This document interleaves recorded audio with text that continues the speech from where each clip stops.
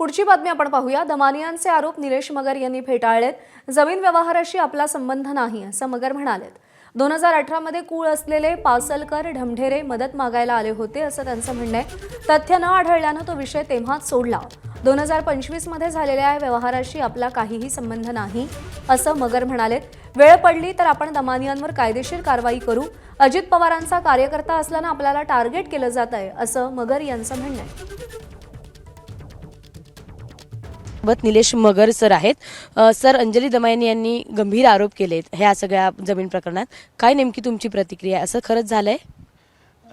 बिलकुल असं काही मॅडम झालेलं नाहीये।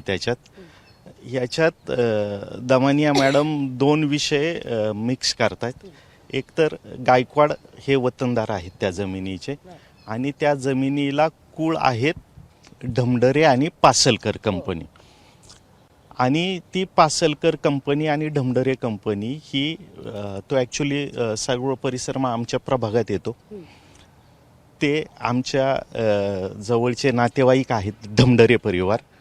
आम्ही नेहमी जाणं येणं आणि एक मतदार आणि मदत म्हणून ते आमच्याकडे आले। ते आमच्याकडे आल्याच्या नंतर अगदी सर्वसामान्य कुटुंब आहे ते।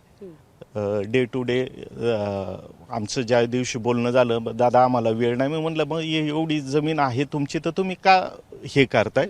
तर म्हणले आमच्याकडे डे टू डे तेवढ्या गोष्टीच्यासाठी वेळ नाही। तुम्ही करणार असेल तर आम्ही तुम्हाला पॉवर ऑफ अटर्नी करून देतो, तुम्ही त्याच्यावरती आमच्या वतीनं सरकारकडे बाजू मांडा। मग हे ज्या दिवशी आमच्या हातात पेपर आले त्याच्यानंतर आम्ही त्याच्यावरती काम चालू केलं। काम चालू केल्याच्या नंतर काही दिवसांनी म्हणजे साधारण वर्षभर नंतर आम्हाला कळालं की आता ह्या जमिनीचं पुढं काही जास्त होऊ शकत नाही। किती सालचं हे सगळं आहे? 2018 मध्ये सगळं केलं असं मला त्यांचं म्हणणं आहे। 25-24 व्यवहार आहे। व्यवहाराचा आणि हे सरमिसळ होऊ शकत नाही। व्यवहाराचा आणि ह्याचा काही संबंधच नाहीये। जो व्यवहार आहे तो गायकवाड आम्ही ह्यांचा मालकी हक्क साबित करण्याच्यासाठीची पॉवर ऑफ अटर्नी ती आमच्याकडे की बाबा हे ढमढेरे कुटुंब आहे, ह्या जमिनीत ह्या ढमढेऱ्यांचा पण वाटा आहे, ह्या ढमढेऱ्यांना पण न्याय द्या, ह्याच्यासाठी आम्ही प्रयत्न करत होतो।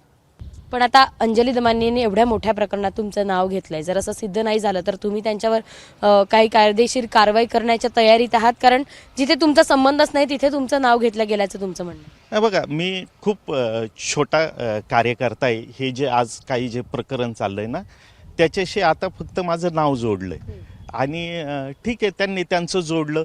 दमानिया मॅडमनी जरी मला बोलवलं तर मी त्या शेतकऱ्यांना पण घेऊन जाऊ शकतो की मॅडम हे असं आहे, हे असं आहे, ह्याच्यात काही झालेलं नाही, त्यांचं समाधान झालं तर ठीक आहे। किंवा मी समितीला सांगू शकतो हे असं आहे।